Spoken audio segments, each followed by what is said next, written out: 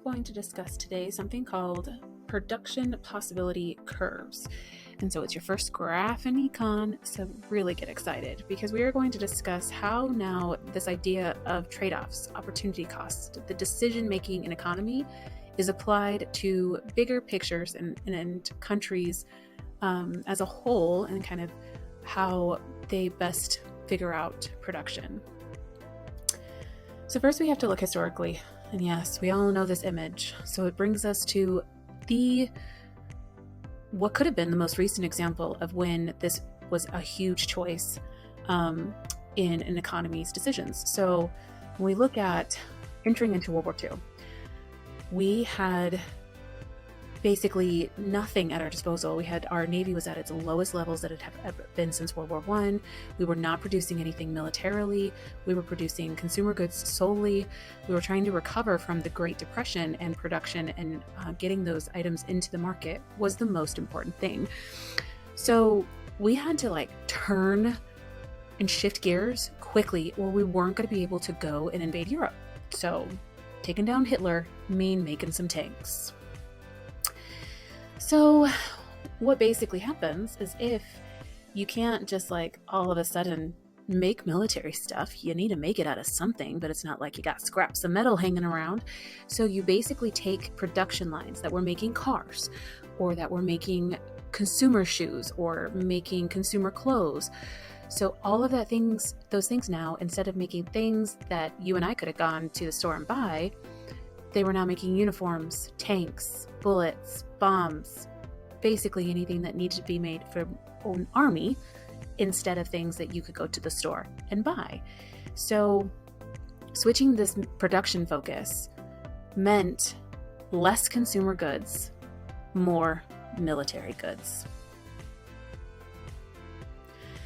So they did this through what's called the Defense Production Act. And this is actually really timely because I'll explain.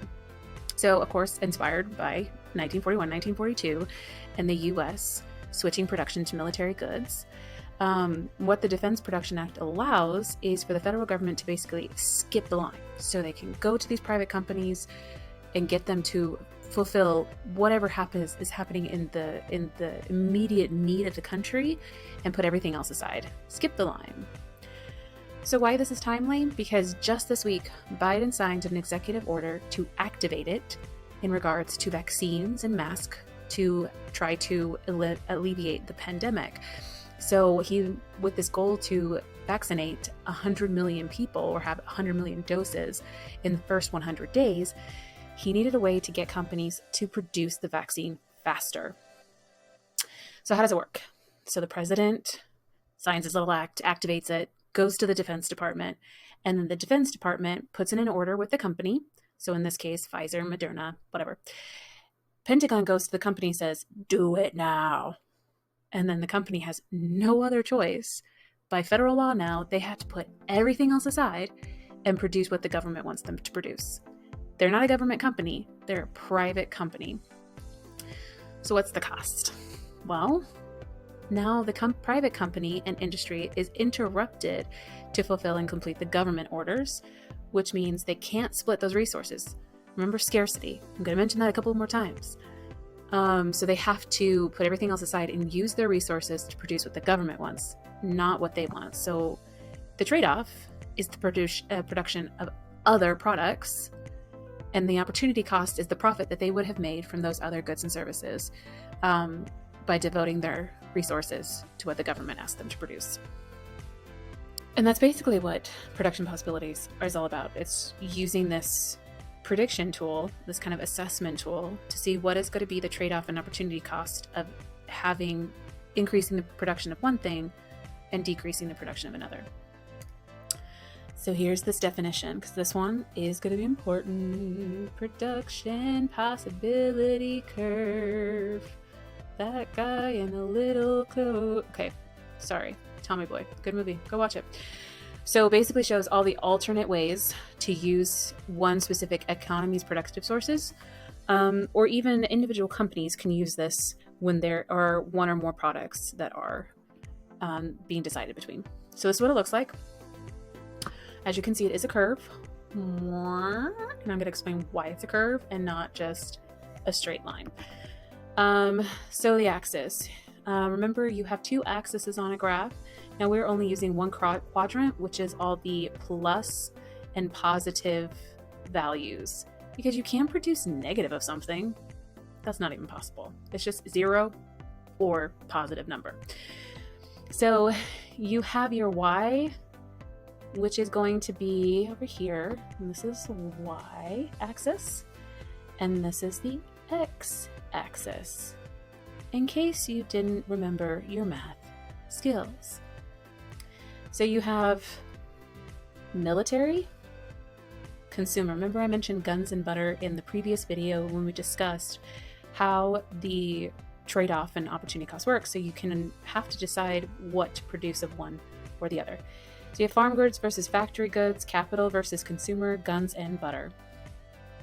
So it really can show any pair of specific goods. Hats versus shoes, anything you want.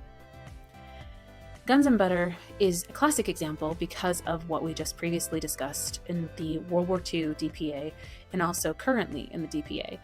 So it's showing every society has to choose what to produce. So right now, we're basically going to be devoting funds to making these companies produce vaccines, which means another product which could increase our GDP and our economy are really going to have to suffer so that we can produce this to fight the pandemic. So usually a lot of times we're using this idea of military expenditures and then domestic or consumer things, or, you know, goods and services that are provided for the people. So guns, of course, military, butter is the consumer. So in a production possibility curve, remember you have this. And I'm going to explain a few more of the points on this graph coming in the next video as we plot our own. But this right now is showing the current production possibilities, what our current resources can do. The frontier is basically the edge of it. You know how you have the edge of the frontier, Star Trek, The Next Generation. It's basically as far as you can go with what you currently have.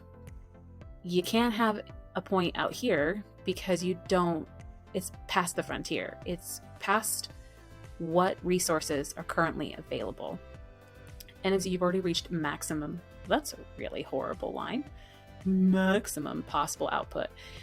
So as far as you can see, like when we talked about the frontier, the American frontier, it was as far as anyone went. If you went past the frontier, you were going into uncharted territory. So if you're along the line, like here, or here, or here, you are reaching maximum output. If you're here, well, you're not going to be there.